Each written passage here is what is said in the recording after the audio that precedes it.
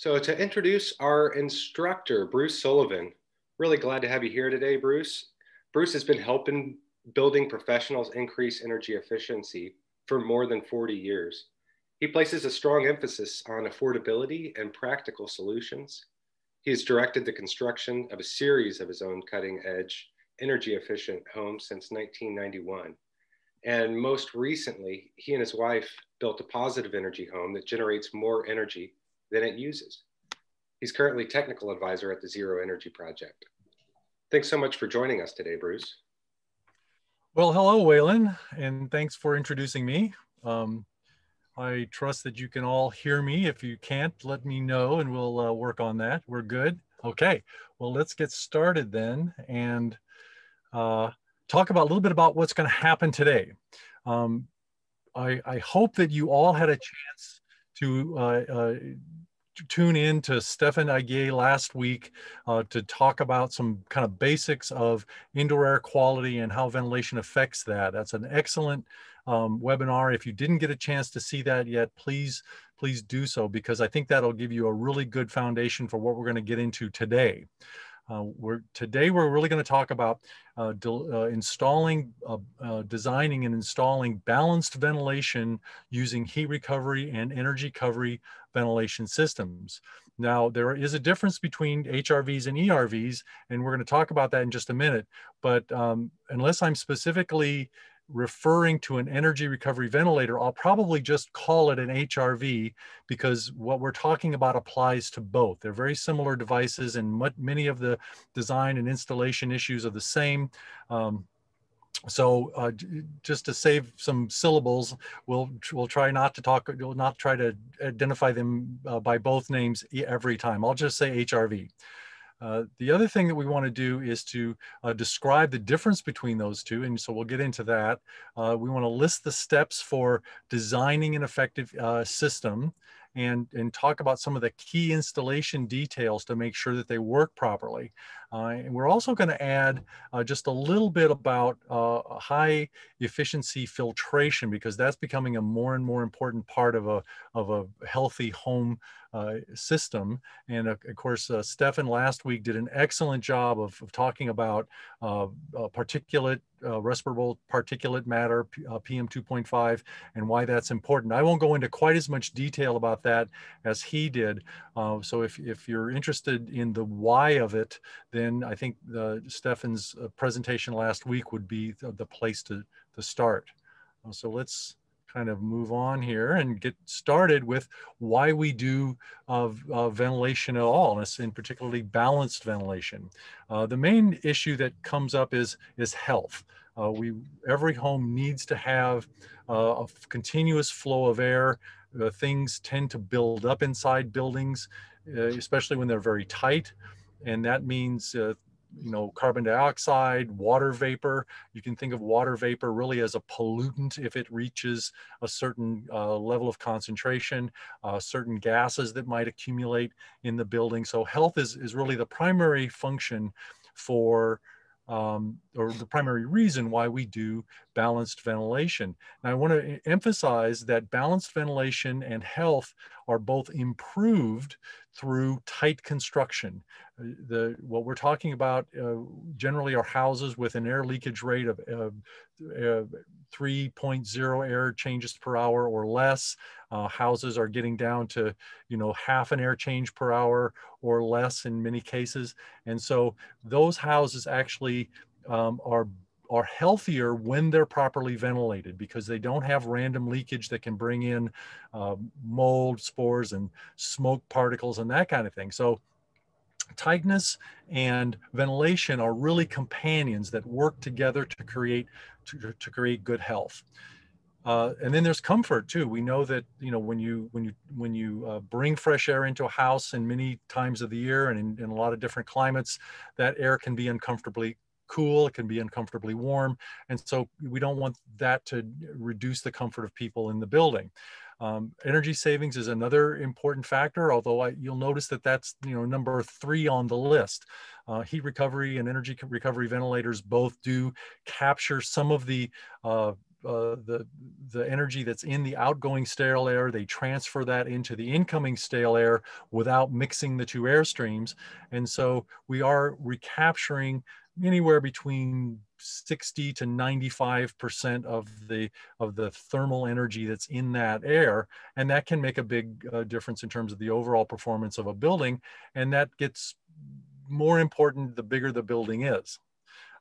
Also, code compliance is becoming more important. We'll talk about some codes in just a minute and how balanced ventilation affects that. It's important to recognize that, like everything to do with high performance homes, ventilation is really climate dependent, and what works in a very humid coastal climate is not the same thing that works in a high plateau desert or sage steppe climate. So the place that you build has a lot to do with the way that you put this all together. And if you have some questions, we don't address that climate issue very specifically or specifically enough, feel free to ask a question about your particular situation, and we can try and see how these issues can be applied in your climate.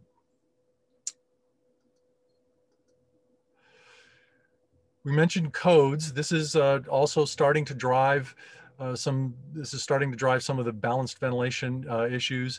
So what we have in the Oregon code is the requirement for balanced ventilation. So it's basically bringing air into the building and expelling the same amount of air out of the building.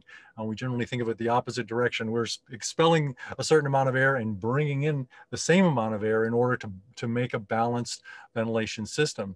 And this is important really to maintain kind of a neutral pressure within the building. We don't want to overpressurize or over depressurize the building, because that will pressure imbalances can actually affect energy use, air leakage rates, and also can drive water vapor into building cavities, or it can draw pollutants from building cavities into the building. So that balanced ventilation is pretty important for maintaining good health and making the building work properly. So balanced ventilation is now a requirement of the Oregon Building Code that will take effect. Or suppose it took effect on April 1st, and there's this transition period where after October 1st, you'll be required for any new plan that you submit for a plan review to have the balanced ventilation be a part of it. Now, we've been doing balanced ventilation systems in Oregon for probably 20 years. If you have participated in one of the third-party verification programs like Earth Advantage or Energy Star or the Energy Performance Score program, or some of the green building programs like Built Green in Washington. So those utility kind of related programs have always required some kind of ventilation, and a lot of that has been balanced ventilation. So this isn't entirely new. You can also get some extra credit in a way in the Oregon Building Code when you're going for those kind of those additional points that you need for your building permit. And so if you decide that you want to build a fairly tight house, 3 air changes or less, then you can get you can combine that with a ventilation system, a balanced ventilation system, in order to get the extra point that you can use to qualify for the building code. So won't get terribly deep into this, but I want to just encourage you to double check all that information if this is new to you. There are some additional resources here. You guys will all get a copy of this presentation with these active links, so that you can just click on these, or you can look them up on your own, just to see, find out more about how the building codes are changing and how these things fit in, how these ideas fit in.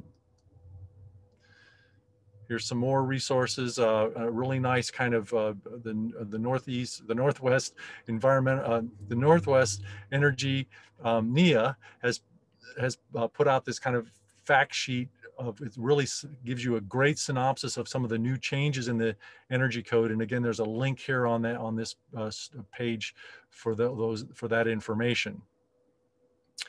In Washington, there are similar moves that are really promoting the idea of high quality ventilation in house. They take a little bit different tact with that, however. In the Washington Energy Code, of course, is kind of a overall point system, and you have to gather a certain number of points to to get your permit. And so what they do is they don't require balanced ventilation, but they certainly reward balanced ventilation with a lot of credits if you are going to a super tight construction with a very efficient, a high efficiency heat recovery ventilator or an energy recovery ventilator. So you can see, some information about that. And of course, the folks at the at Better Built Northwest can help you with some of those details too. One of the interesting wrinkles in the Washington approach to ventilation is that they want to encourage you not only to have balanced ventilation, but also to distribute the air throughout the building. And that if you bring air in at one point in the building, it's not necessarily going to get everywhere else. So this is especially important if you do not have a forced air heating and cooling system that is going to be linked into this ventilation system. You may not get the fresh air to all the places that you need it, particularly the bedrooms. And so they will reward with additional credits. I suppose that one way to look at this is they're actually penalizing you for not doing a balanced and a distributed ventilation system, because you have to use that you have to actually increase the ventilation flow rate, the airflow rate, if you do not have a distributed and balanced ventilation system. And we'll talk about this in just a minute when we talk about how to calculate the amount of airflow that you need. Washington has this system coefficient. It's kind of a multiplier that you have to tack on a little bit of airflow in order to meet their ventilation requirements if you do not have a distributed and balanced system. There's also some great information on Better Built Northwest about how to approach the new building codes, including the ventilation requirements. So, check out these great videos, and you can kind of dig into that on your own. The website for Better Built Northwest is also just a gold mine of additional information and construction tips and ideas. So if you haven't been there to see that, please check it out. One of the things I really suggest that you do is to look there for, if you're new to these programs, especially if you're new to these programs, you want to find an energy rater who can help walk you through all of these requirements. An energy rater is the person that will review your plans, make sure that you meet the requirements of the code, but also the third-party verification programs, and also do the inspections and testing in order to verify that you've met the requirements. So the energy rater is your best friend when it comes to meeting the requirements of these new codes and programs. So you can find those people right here on the Better Built Northwest website. Let's start by talking about what it takes to be successful with a HRV system.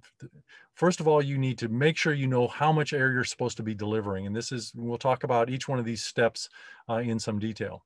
You're going to choose between an HRV or an ERV, depending on your climate and your situation. You're going to select the specific equipment to meet your needs. You're going to think about where to deliver or where to pick up air inside the building and exhaust it to the outside. You're going to think about at what points do you want to inject fresh air into the building. So you have to locate your exterior ports, those that are on the outside of the building. You're going to think about, okay, what kind of a fan unit, or where does that fan unit go in the building? And then finally, think about the duct system and how that's going to fit inside the building. And if you do have a forced air system, whether or not you want to connect it to the forced air system, and how, what's the best way to do that. And finally, the final step would be then testing and commissioning.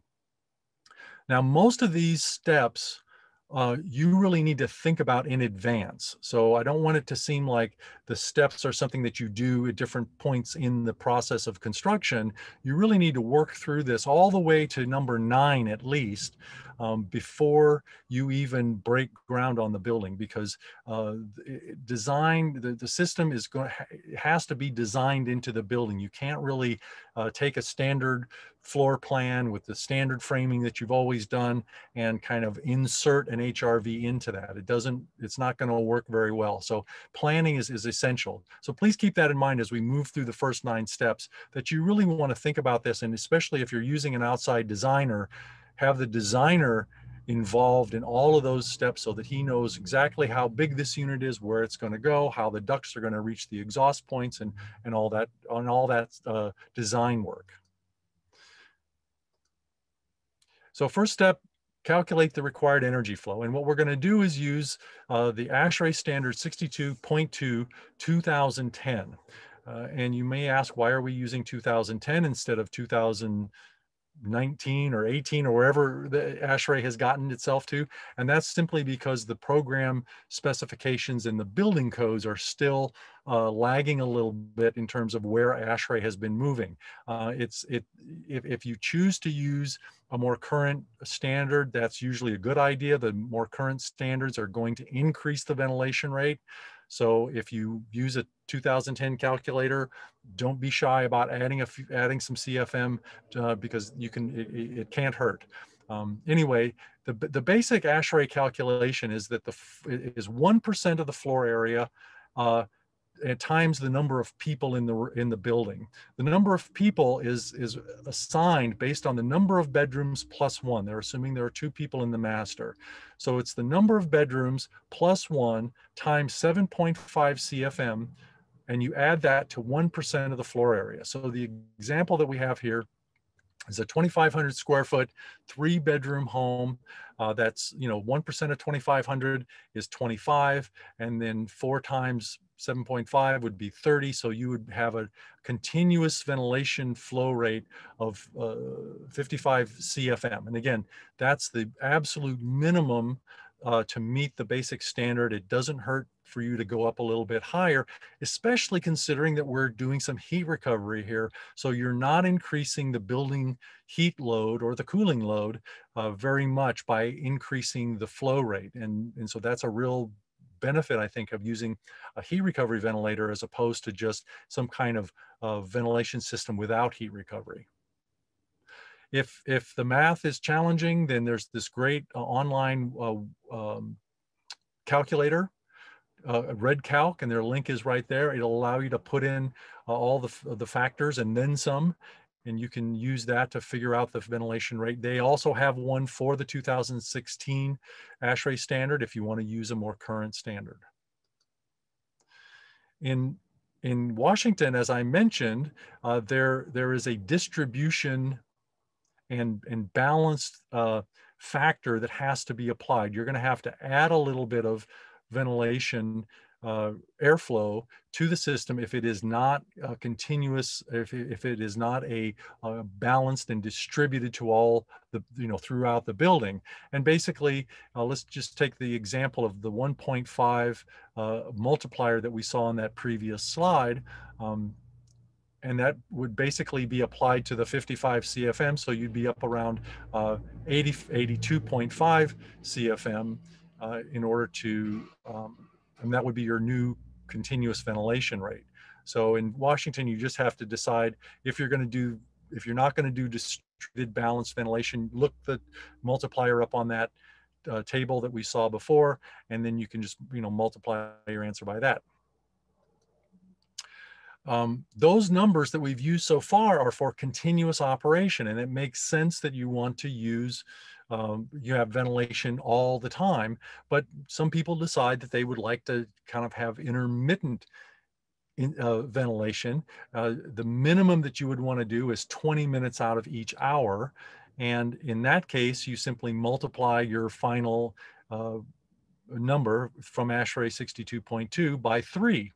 You can also choose to do a 40-minute ventilation per hour, 40 minutes out of 60, and then you would multiply that number by 1.5. So these are ways that you can, if for some reason you want to ventilate intermittently, I'm not sure what those reasons might be. If maybe somebody can suggest a reason.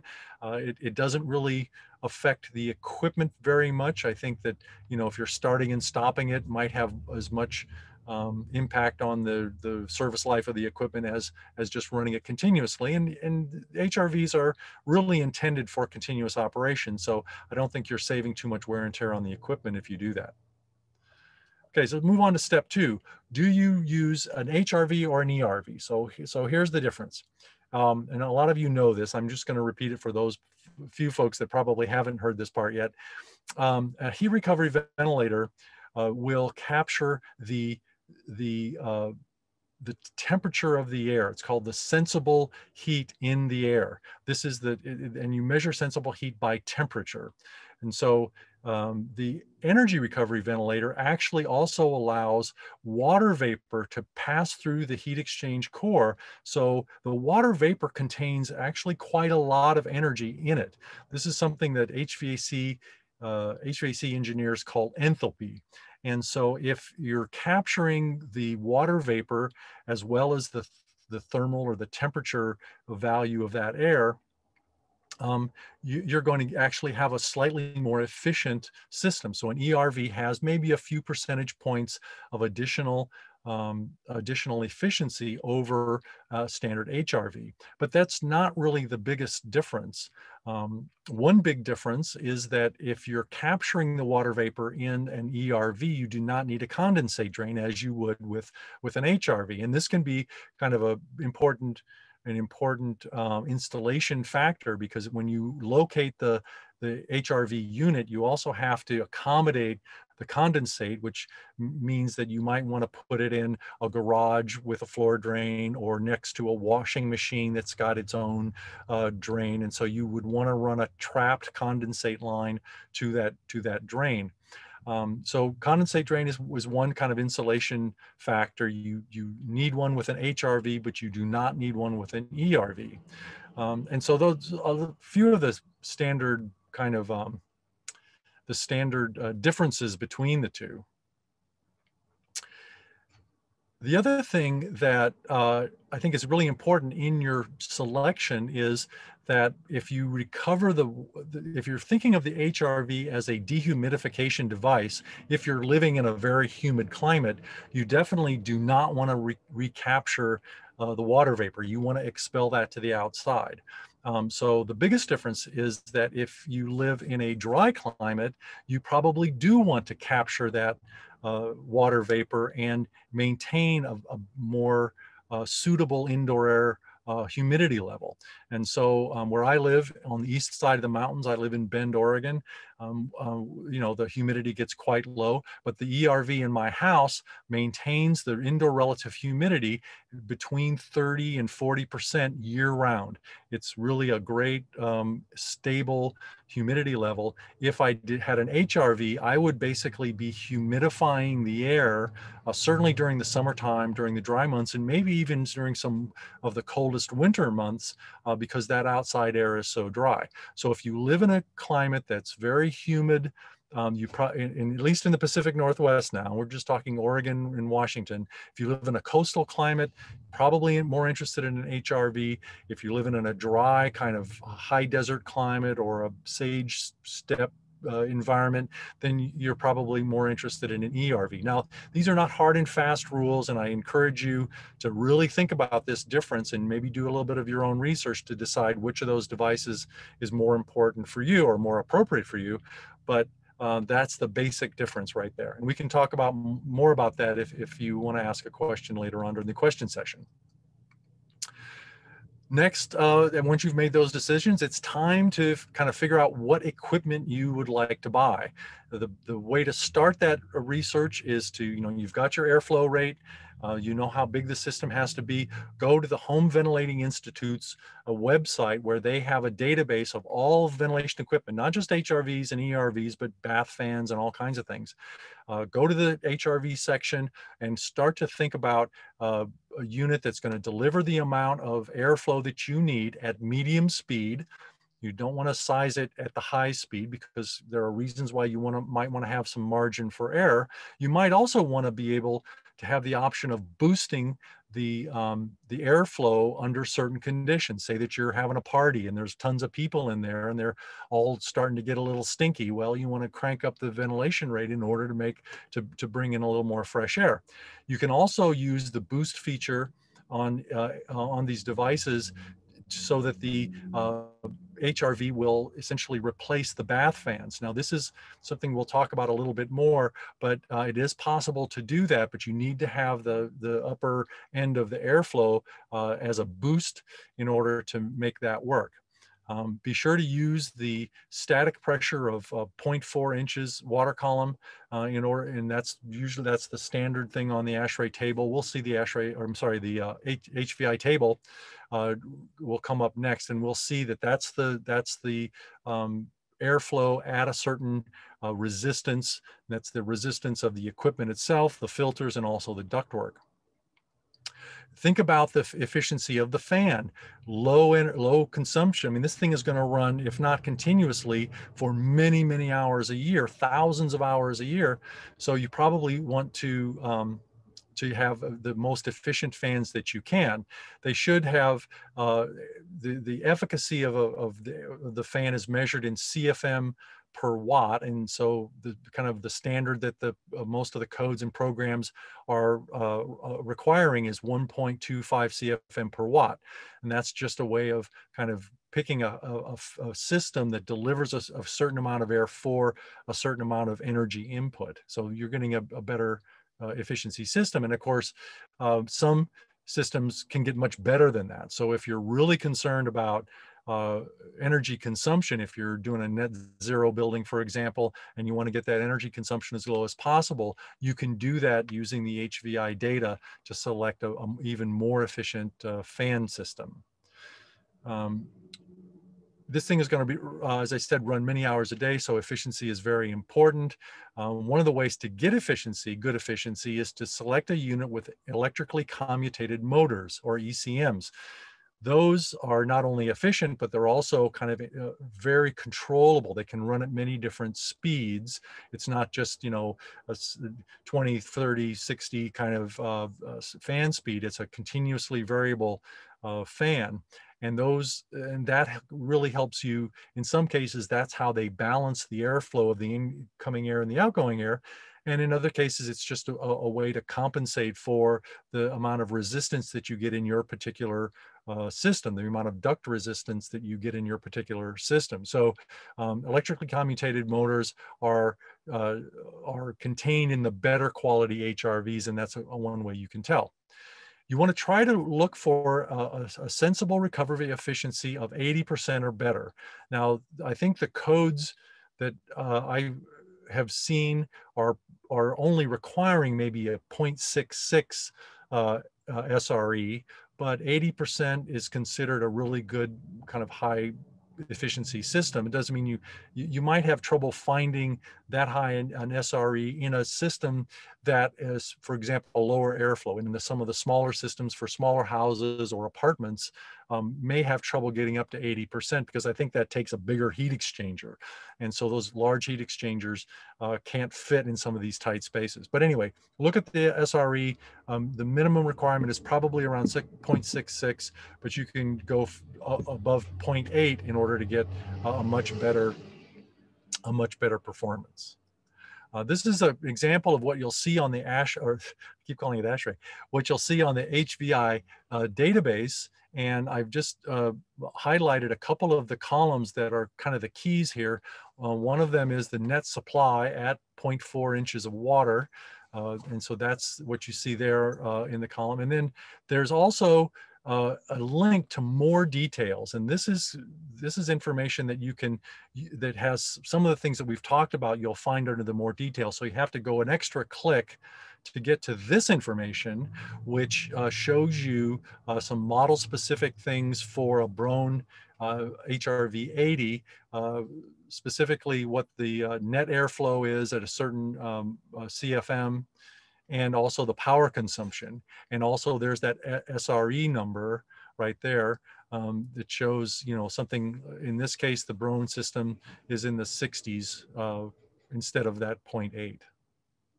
So that's basically the idea of using HVI to pick the appropriate equipment. Of course, you should also go to the manufacturer's website, download some of the details, especially the installation details, because that'll give you the dimensions of the unit and help you figure out if it's going to fit in a certain spot or what kind of spot you have to create for it in order for it to fit. And don't forget, when you're sizing this thing, that you want to leave a very generous space for duct connections, because in most cases you're going to come out of that unit with elbows.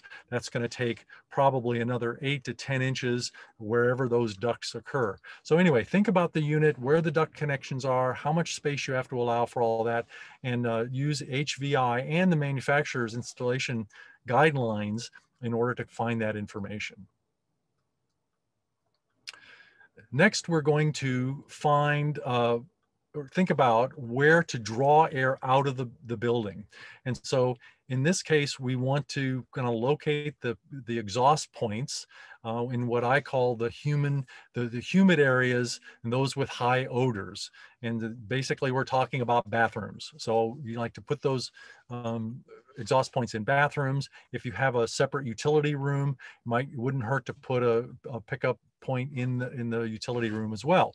You do not want to attach these to range hoods, although you can put one in the general vicinity of the kitchen. If you have an open floor plan, just stay about 10 feet away from the range itself, because that's where all the greasy air is. Put a recirculating range hood over the range, put a charcoal filter in that, make sure, you know, you tell the people to clean it very often. And then the HRV can pick up the stale, moist air out of the kitchen as well, but you don't want to hook it directly to the range hood.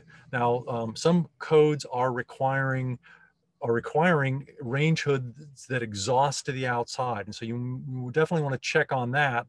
But sometimes you can also get away with this idea of having a recirculating range hood and a separate port for exhausting that air. Find out what the requirements are for that. The other question that we try to answer is are you using the HRV for dehumidification, for removing the moist air from the bathrooms, for example? And so if you do, then I mean, there are a couple of ways to approach this, and I think the safest thing to do is basically to have your HRV installed. Maybe it has a boost feature, but really go ahead and put a high quality bath fan in that bathroom in order to exhaust the air to the outside. And this is especially true for spec buildings, because I think that one of the ways that people judge the effectiveness of bathroom ventilation is whether the mirror fogs while they're taking a shower. And an HRV is probably not going to have enough airflow to keep the mirror clear. In fact, a lot of bath fans don't have that much airflow.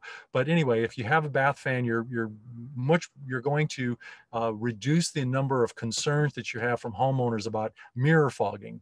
Now, my personal opinion here is that this is not a moisture issue. This is a human preference issue. If you have 20 to 40 CFM coming out of that bathroom on a continuous basis, and maybe if you can boost it up a little bit more, the building will not gain too much moisture. However, we need to keep people happy too, and we don't want them to complain about foggy mirrors.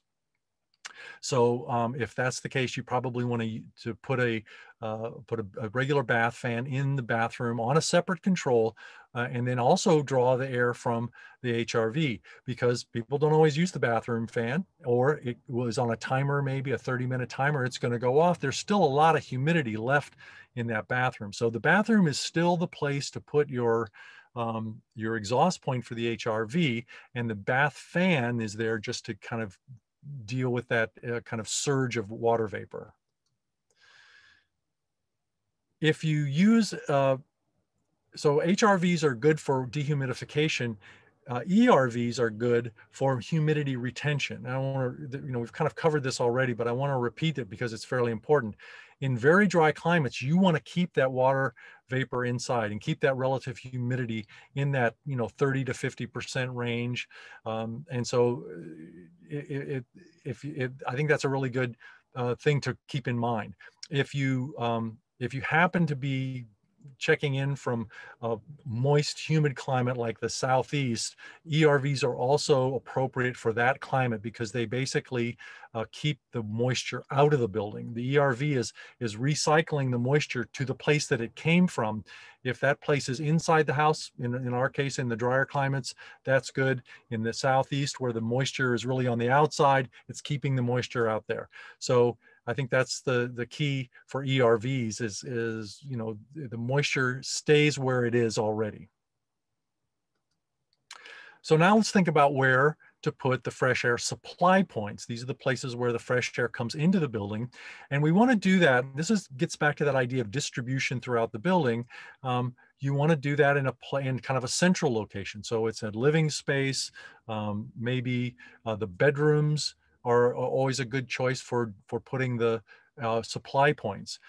Think about putting that supply high on the wall. That'll get good mixing within the room, except you don't want to put it directly on an occupant, on a person living there. So don't place it right over the place where you expect the bed to be, or the owner's favorite chair where they like to read in the master bedroom. Think about putting it in a place that is not likely to be blowing on a person. And so my recommendation, even though it seems a little odd, I'm not afraid of being odd, is to inject the fresh air into the closet and then have a very loose fitting door on the closet. It could be a bypass door. It could be a louvered door, probably not a swinging door that's solid unless it has a really generous undercut. But some kind of a loose door will allow the air that's injected into the closet to flow out into the bedroom and eventually into the rest of the house. It's a good way to kind of temper the air so it doesn't cause comfort problems. It also keeps your closet fresh, so it doesn't. Closets are the place where you have a lot of mold and mildew because there isn't good airflow. Well, this is a way to kind of address that. If you have a closet/dressing room, however, that might be something you want to think about, because again, people are going to be in there changing clothes and you don't want to have air blowing directly on them. So some kind of a diffuser grill or something could help to address that issue. On the outside of the building, you also want to put some thought into where you're picking up the outside air and bringing it in. You want to make sure that this is a place without some source of air pollution. You don't want it by a driveway, for example. You don't want it by the barbecue pit, and you definitely don't want it on the roof. This is something that we see quite often, is that some HVAC installer is putting in the ducts and he says, gee, the roof is right there. Why don't we just pull the fresh air off the roof? Well, that's not a good idea, because the asphalt shingles on your roof, or whatever kind of roofing material you use, are certainly not the best place to pull up fresh air. So this is a key factor in choosing the location for the fan unit, the big box that's inside, because you want to keep these ducts to the outside as short and straight as possible. I think this is what drives many people to locate their fan unit in a garage, or a basement is actually pretty good place. A garage isn't a bad place as long as it's nice and tight. It won't get too much car exhaust in it. So think about the distance and how the length and the straightness of the ducts, and also think about how accessible it is for cleaning. Usually there's a pretty coarse screen on that outdoor intake, and sometimes that can get blocked by leaves or leaves or dust or other things can start to accumulate on that. And you want to be able to get to that thing in order to clean it. You want the homeowners to be able to get to that thing in order to clean it.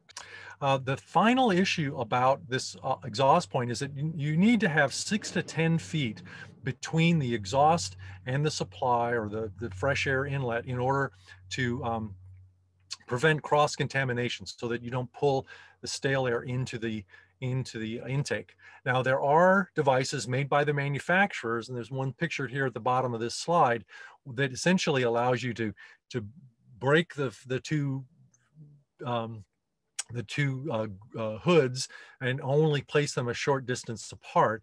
And that's up to the manufacturers. And I will assume that they have figured out how to prevent cross-contamination in that system. But if you want to be absolutely sure, just keep the space.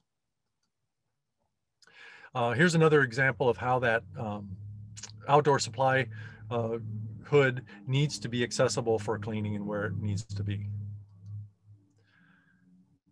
So we've mentioned a few factors already that affect where you put the fan unit itself. This is the big box with the heat exchange core and 2 fans in it.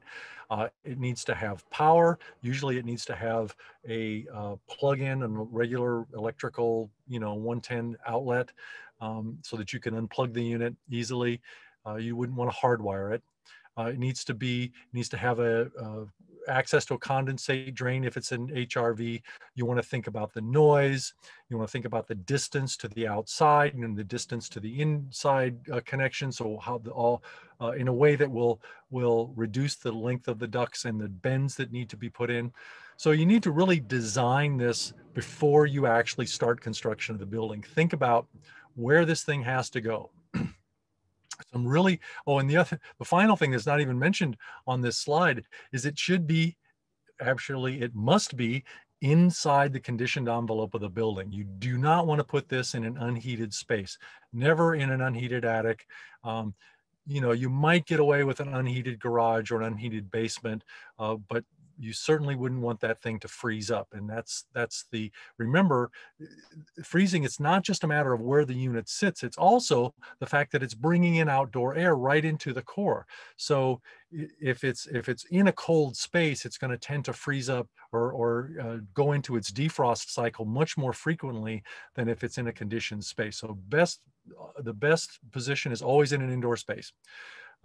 Utility rooms are great. If you have a full utility room above the washer and dryer, if you have a closet with the washer and dryer in it side by side, then there's usually space above them there. You could have, some people put it in its own closet inside the building.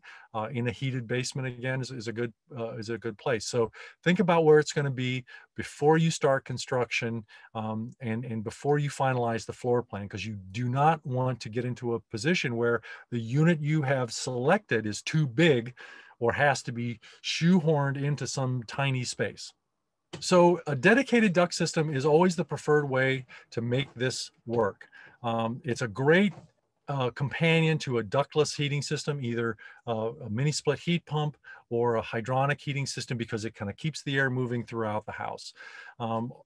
Again, think about where you're going to run it, minimize all the 90-degree elbows, minimize the use of flex duct. You probably want to have a little bit of flex, short bit next to the unit, the fan unit itself, and right on the ends of each duct run, because that helps to minimize the duct noise, the noise of the fans that gets transmitted through the metal ducts. But you should be using metal ducts as much as possible.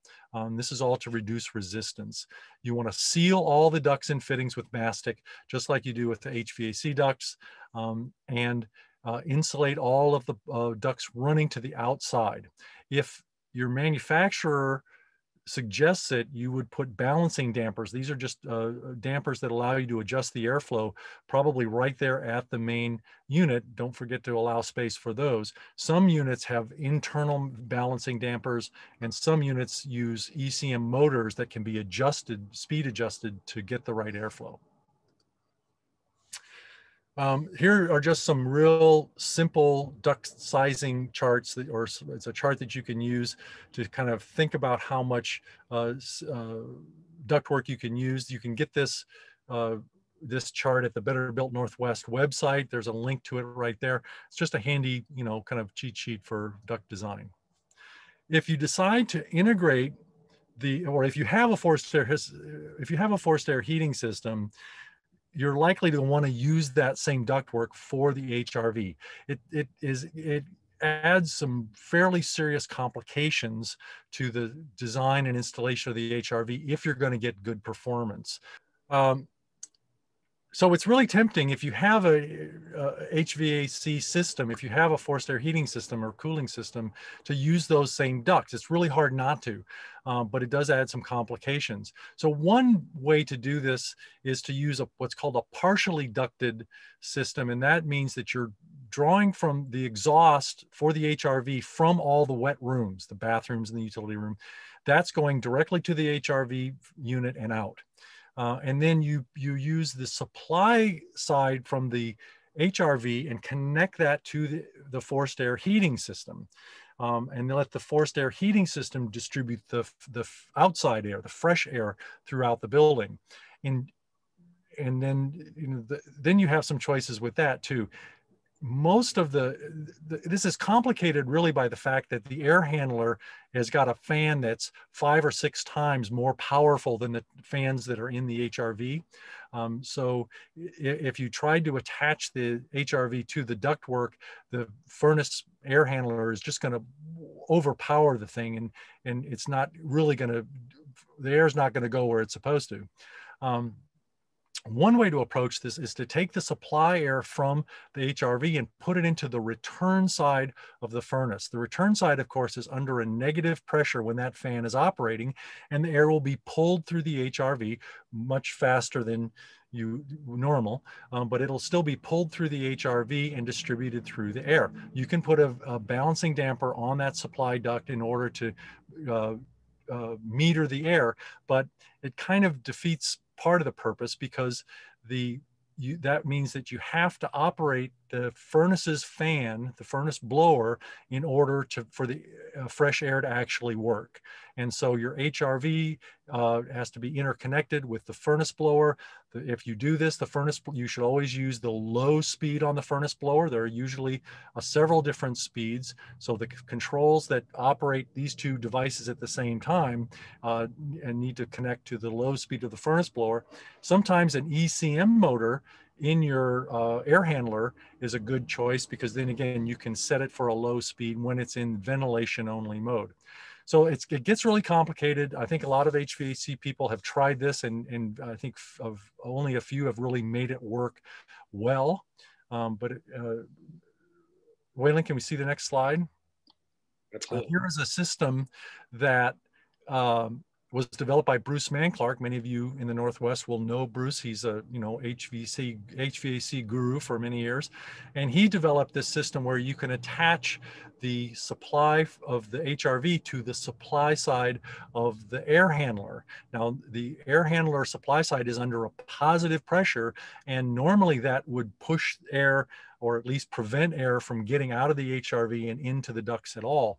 But this clever hack has kind of solved that problem. And what Bruce says is that you put an elbow in the supply duct. Usually this is the supply plenum. It's coming right off of the furnace.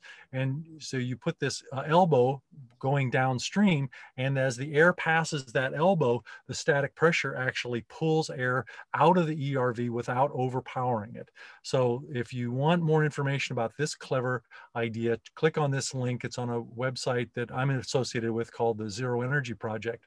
And you can see exactly what's behind that. It's a good system if you want to do it. Thanks, Waylon. The next thing that we want to remember is that we have, in a modern world, the outside air is not as clean as you think. And if you're in an urban area, it may have urban pollution from all the normal suspects. But if you're in a rural area, we're now seeing extremely high particulate loads from wildfires. And so that's causing people to have some serious indoor air quality problems.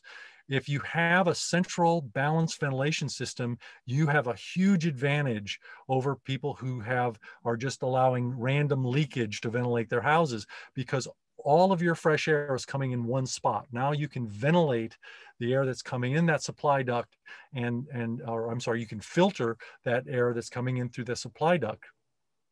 And you want to do that but you have to be careful, I guess. The thing about filtering air coming into an HRV is that filters create a lot of resistance, and you can't just put a high efficiency filter in front of that, because high efficiency filters, especially high efficiency ones have a very high resistance to airflow. So we're talking about filters that have a MERV rating of 13 or greater. And so these are two examples. The one on the left is kind of an inline duct that has is really designed to work with just about any HRV system with a fairly low flow fan. The one on the right is something that is a filter box that's got a 6-inch collar. They make these with various size duct collars so that you can put them in all kinds of different forced air systems, but they make one small enough that it'll readily fit into an HRV duct system. So, you know, we didn't have links on these two, but those are the actual model names there, and you can use those to look up, to do an internet search to find product information on those. So next one, Waylon, thanks. And just 1 minute left here, Bruce. Okay. The final step, we're timing it really well. We got to the final step, is testing and commissioning. There is really no way that you know that this thing is working right unless you actually measure its performance. And you do that really by measuring airflow. The best way is to grab one of those things on the bottom called a flow hood.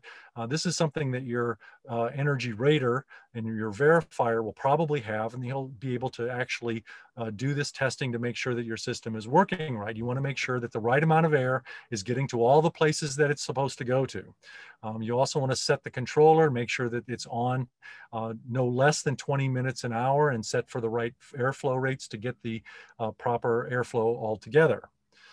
There are also a couple of other devices that you might want to think about doing. One of them is the ductless ERV. This one is a Lunos. There's also one made by Vents US that basically just go through the wall. I can't get into deep discussion about how they work, but people have been pretty happy with them, the ones I've talked to.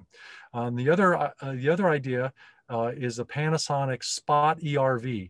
This is a fairly low flow device that's really made, it's kind of like a bathroom fan on steroids that provides energy recovery ventilation services. Both of these units are not only good, they're good for not, small spaces in big houses where you can't quite get a duct to. Say you're doing your plan and there's a beam in the way, or you have to cross a area with a vaulted ceiling and you just can't get a duct across that space. Well, you could use one of these to ventilate that far-flung space and still get good heat recovery ventilation.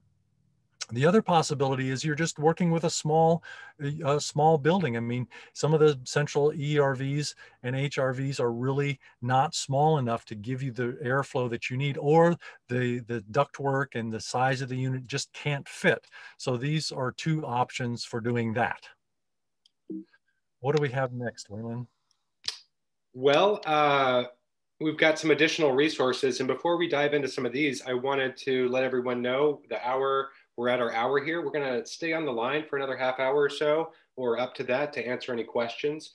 But for those of you who need to go, you will get your CE credit for attending here for the session this far. And take it away, Bruce. Well, again, Better Built Northwest has some great resources. The little poster on the right of this slide kind of encapsulates a lot of the things that we've talked about today, and to give you a real clear, ready reference for how to select HRV equipment. And so go there and kind of check them out and see if you have any additional information. Perfect. Thanks so much. And if anybody wants to learn more, we've got a ton of great info in the Sustainable Homes Professional online training.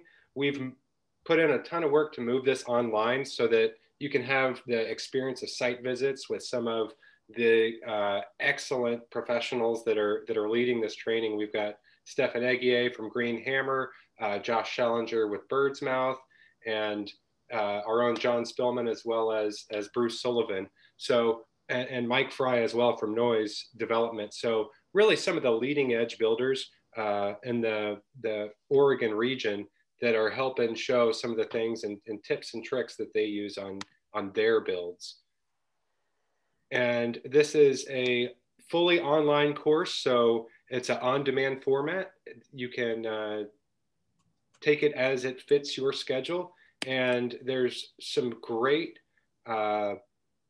just a ton of great info. I can't speak enough about all the details in terms of mechanical systems, envelope systems, and tips and tricks from, again, some of the industry leaders here in Oregon. So I really highly recommend you taking the SHP online course. Jump into the questions here. So one of the first questions that we had was about those ductless decentralized HRVs. So I'm assuming they were referring to that Lunos product that you had there in one of your last slides, and either that or that Panasonic Spot ERV. So I could talk just a little bit more about those Lunos. They tend to work in pairs. You need to have two, and what they'll do is they'll run intermittently, one exhausting and one supplying, and they've got a ceramic core that will heat up or cool off, with that outgoing air, and then they'll swap every so often. I believe it's every 90 seconds, and go the other way. And they'll work. Each pair will work to at a low speed at about 15 CFM, at a high speed at about 22 CFM, and they do have a pretty good energy recovery efficiency. From last time I looked at the specs, I want to say it was about 89%. So pretty good, and also really great motors. I would say, as far as the fan efficacy, the only drawback there is really, the cost for a pair. If you were to put it in a cost per CFM perspective, they're fairly high, but of course, as far as the installation goes, there's no ducting installed. So I think your install cost is going to be lower than a typical ducted system. So they do work, though. They do the job, which was the question there. Bruce, here's one for you. What are the typical decibels of an HRV? Oh, give me that one. I have no idea. Well, but yeah, go I'm ahead. almost certain that if it would be in the product specifications, and but it is a I think it's safe to say that you don't want to put this next to a bedroom. That it is going to be loud enough, and not just the hum of the motors, but the duct noise is going to be an issue. So you want to think noise is an important factor when you go to choose your system. Absolutely. And a lot of HRV installations that I see are hanging on chains so that those vibrations don't transfer, the fan vibrations, because these are just running 24/7. And that keeps them from transferring to, the building materials and then reverberating throughout the home. So another question, what can we expect for temperature changes, the delta between intake and exhaust? That's a function of the recovery efficiency, and but it's actually usually pretty good. I mean, if the recovery efficiency is 80%, you're going to get 80% of the temperature of the outgoing air. So I can't do that math in my head, but think about the exhaust air going out at 70 degrees. What's coming in is 80% of that. So it's 60 something. 63, I guess, is pretty close. And which means that you're not losing a ton of temperature, but if that's blowing on somebody, they're going to feel uncomfortable. Perfect. And then we had a couple questions about the control for the Panasonic ERV. Is that on an on-off switch or boost? And I can actually answer that one. I know with those Panasonic Spot ERVs, they're a little tricky in terms of the way that they're initially wired. Inside the little wiring box on the unit itself gives you the high and low function. Now, once you've wired it that, you can have a boost switch on the wall, which will give you high or low high if you've wired it to the high function, or if you've wired it to the low function, you have a low high and a low low. So at that high speed, you can max out at about 40 CFM, and that's 40 CFM exhaust, 30 CFM supply. So they're not even balanced at that high. It's amazing how many installers aren't aware of that. And if they're wired to be in the low and you're in that low setting, and you're depending on it for 40 CFM, it will max out at 25 CFM. So you're not going to get your 40. Even if you put it on boost, it's going to go up and max out at boost at the 25 and otherwise run at 15 on low speed, and that's balanced. So there are controllers on it, and you can always add a timer. And then a lot of times they'll even have an on-off switch on the wall as long as it's labeled per its function. And typically that label says leave on except in cases of bad outdoor air quality events. Another question we had about Washington Energy Code, did they consider the Lunos fans as a distributed system? That's a good question. I don't know. Do you have any idea there, Bruce? I don't know how they interpret that, but I would think so. I mean, it seems like it is distributed, so I'd hope they'd recognize that. When Wayland described those, he said that they're used in tandem, and so you usually put those units in separate rooms even. So you would put them one in a bedroom and one in the bedroom next door or something. So they're kind of going like this, and there needs to be a way for the air to kind of communicate between those rooms. So yeah, I think that they should be considered distributed. Perfect. Yeah, we had another question about the average size for HRV ducting and relative to the size of a typical central ducted system and the ducts that you would use for that. Can you speak some to that, Bruce? Most of the HRV units have 6-inch duct collars, and some of them may have 5-inch duct collars. So usually that's where you start. Now, if you were to do an actual manual D calculation, you would get a better duct system design if you stepped the sizes of the ducts down as you get to the terminals. Now, that's what you see. If you go to a commercial building and you look up and sometimes they have exposed ducts, you'll often see that the duct starts as a high diameter and it goes down as it gets to the end of the duct run. They don't do that in residential duct design. And we can only speculate as to why, but if you were to go to that much trouble to design and install the system, you can get a better airflow rate if you reduce the size as it goes on. Now, as a practical matter, most installers take the size of the duct collar and just run that all the way to the end. So it's going to be 6, 5 probably at the least. Yeah, I would say so. And especially, as you're going to distribute, that's your main branch is that 6-inch. But if you're going off to individual bedrooms, I see 4-inch ducting frequently for HRVs and ERVs. So that's just kind of the initial intake to the duct, to the HRV unit and out from it. And then as you're getting smaller, as Bruce was saying, just like you would in a typical centralized HVAC duct system, those branches are going to get smaller as they go to individual bedrooms.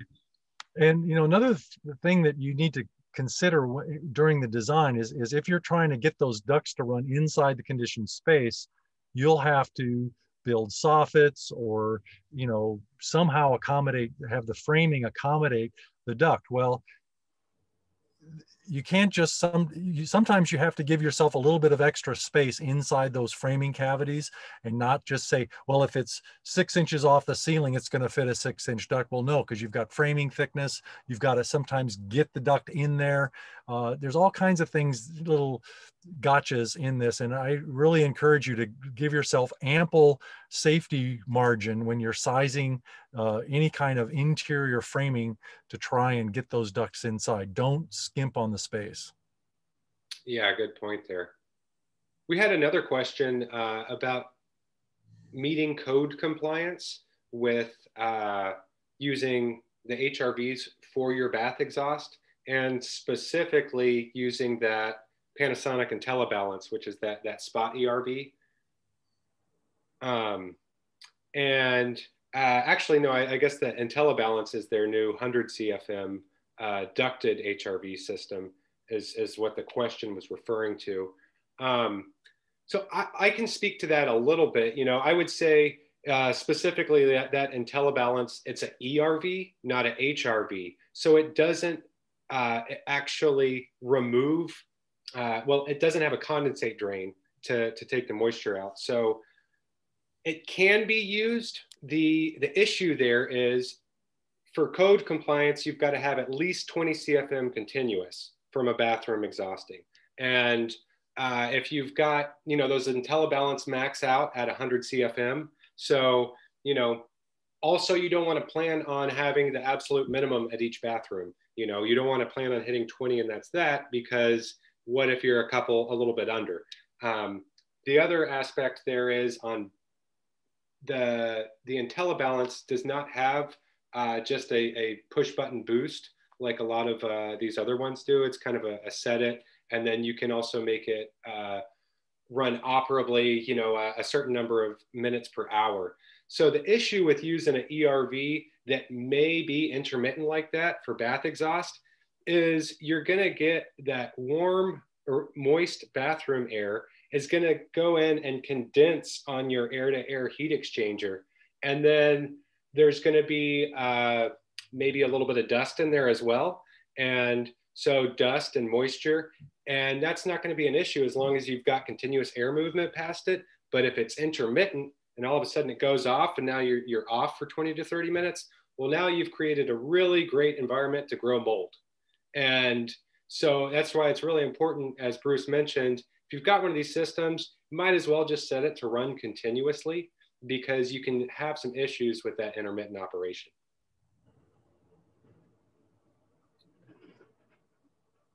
Let's see, we had another question about, really cold garage in Minnesota, bringing in a lot of moisture on the vehicles. And how do you size something to deal with that type of humidity to remove it? Is that something you have any ideas on there, Bruce? I have no idea. So I wish I could even extrapolate an answer, but I'm not familiar with that Minnesota climate in terms of designing HRVs.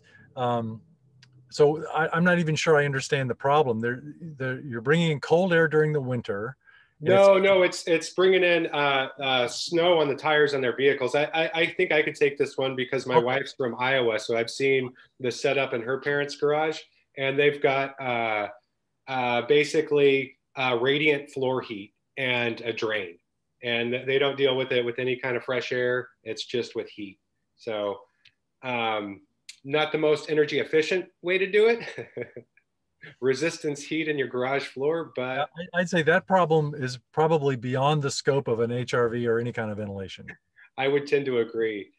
And that was about it. We did have a question about finding the information on the HVI site, but it sounds like the person asking was able to dig up that information and just said it was a little tricky to find initially. So if you're looking for this info on HVI, just spend a little time digging around. And unless there are any more questions, if we've got any, feel free to go ahead and throw them in the Q&A here, and we'll hold on for just another minute or two, and then go ahead and wrap up. In the meantime, Bruce, can you tell us on your own place, on your net zero home, what type of fresh air system do you have there? I have an ERV. It's a 120 CFM thing. It was designed to fit in the joist cavity of a 10-inch floor, and so it's really kind of made for apartment buildings, I think. But our house is only 900 square feet, so finding the right spot to put it was a little tricky. But this fit right in the joist space between the first and second floor, and the duct runs can kind of go out through those joist spaces to the places that they need to get. So it worked out pretty well. I haven't had any issues with it. My only concern is that I need to buy a new core at some point, and I think they might have discontinued this model, and I'm not sure where I can get a core. So I need to figure this out soon, because I'd hate to have to buy a whole new unit because the core can't be replaced. Gotcha. Yeah, that is a difficult one. So another question that came in. Can you talk about the effectiveness of a MERV 13 or 15 filter compared to one of those electronic air cleaner systems? Mm-hmm.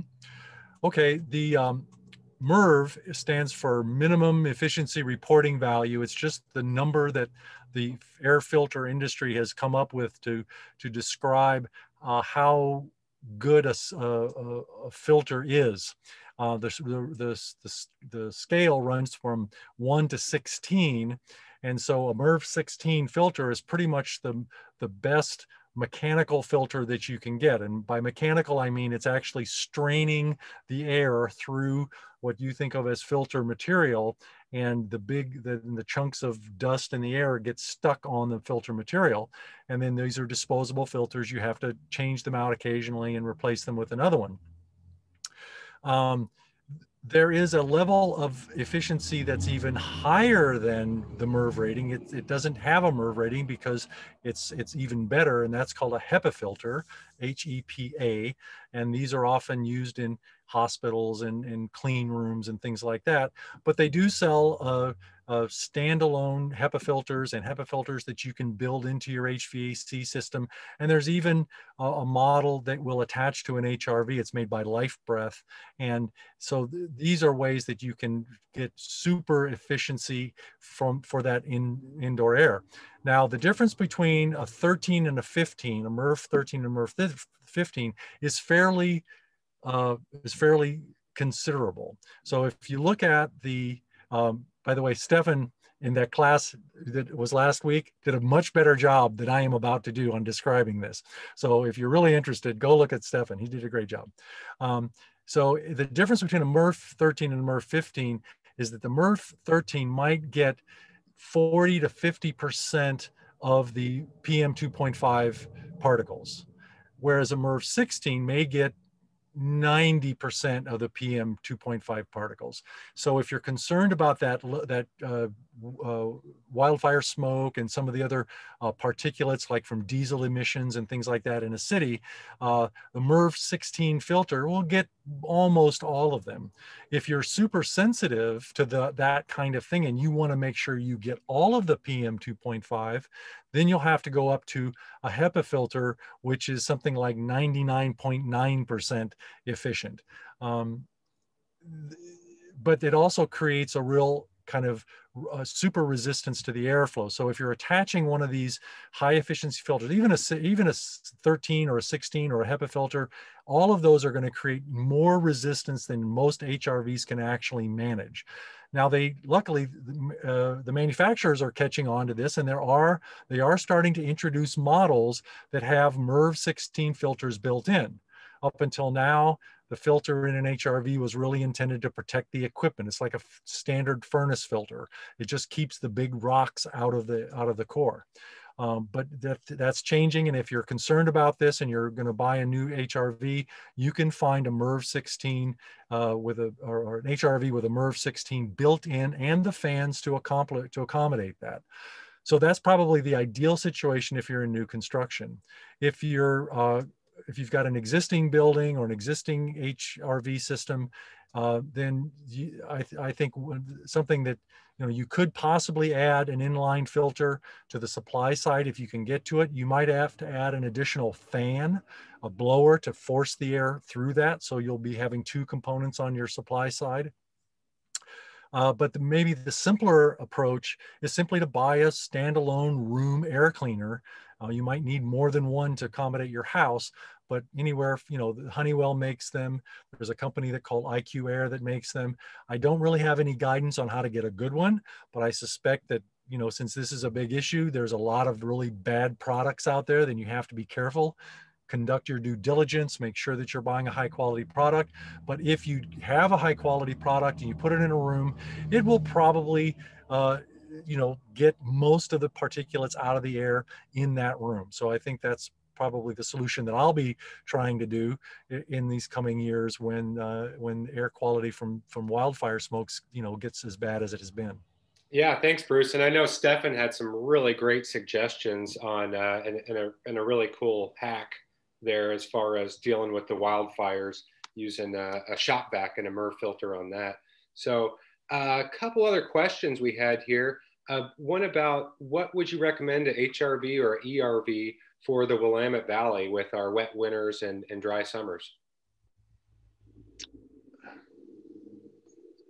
Good question. You know, they do, the valley is kind of the, you know, both worlds in a way. But I think that you'd have to default to the wet winters and address that situation, because you certainly don't want to have a moisture problem during the winter. And if the summer gets too dry, then, you know, you can always humidify the air. So I think that, you know, having framed it in that way, you would want to do an HRV to address those winter humidity conditions, and then maintain your, you know, your humidity in the summer. By the way, this brings up the point that if you don't have a hygrometer in your house, that's simply a humidity meter. They combine them with temperature meters all the time. So you can buy a thermometer hygrometer combination for, you know, $5 at the Ace Hardware store. If you get one of those in your house, that will help you judge what the conditions actually are so that you can treat them. Without that information, you're really kind of shooting in the dark. Great. Thanks, Bruce. So another question about using shallow plenums for ducting. Is that something you've seen? I don't think that's something I've seen with HRV. You mean like a rectangular, essentially a big rectangular duct attached? Yeah. Yeah. I have never seen it. And because the duct collar is a 6-inch round, going into a rectangular plenum may or may not, I don't know what the duct design implications of that are, but you want to maintain static pressure, enough static pressure in that plenum to force the air out into the branch ducts. So I suspect that there might be, you might be getting yourself into a corner if you try to use a big rectangular plenum like that. Yeah, yeah. Well, just a couple more quick questions to answer here. One was about sound isolation. And again, I would say, you know, typically they're hung with chains to eliminate those vibrations as far as sound isolation there. And here's one for you, Bruce. In a house retrofit situation where you just have to run ducts in the attic, are there any best practices for insulating those ducts? You would have to, you wrap, you know, seal the ducts with mastic for sure, wrap them with standard duct insulation. It's usually an R8. You could try to do a second or third layer of duct insulation, but maybe a more convenient way is to put those ducts right on the ceiling and then pile attic insulation on top of them in such a way that it will not move.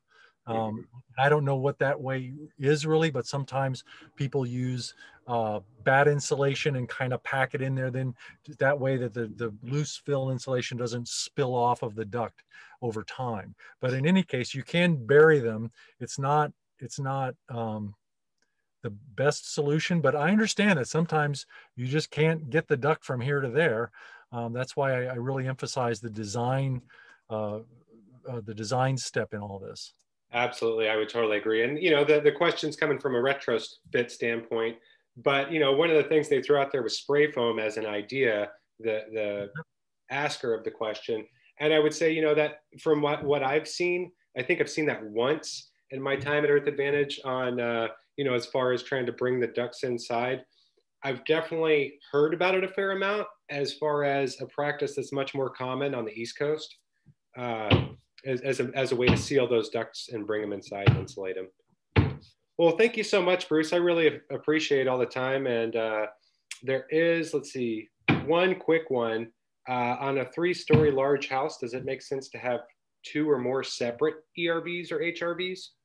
It can. I think larger houses sometimes do benefit from having multiple units because and it's really not just the size that the unit has to be, but the length of the ductwork and everything. These are not really high-powered devices like a furnace air handler. And so in many cases, it could make sense to do more than one. And that's where the spot ERV from Panasonic can really make a difference, because if you have a small space or an isolated space, that you might be able to have a standard central ducted system in the main house and have one or more of these Panasonic units in other parts of the house. Yeah, I just want to say thanks to everybody for attending. And thank you so much, Bruce, for all the great information.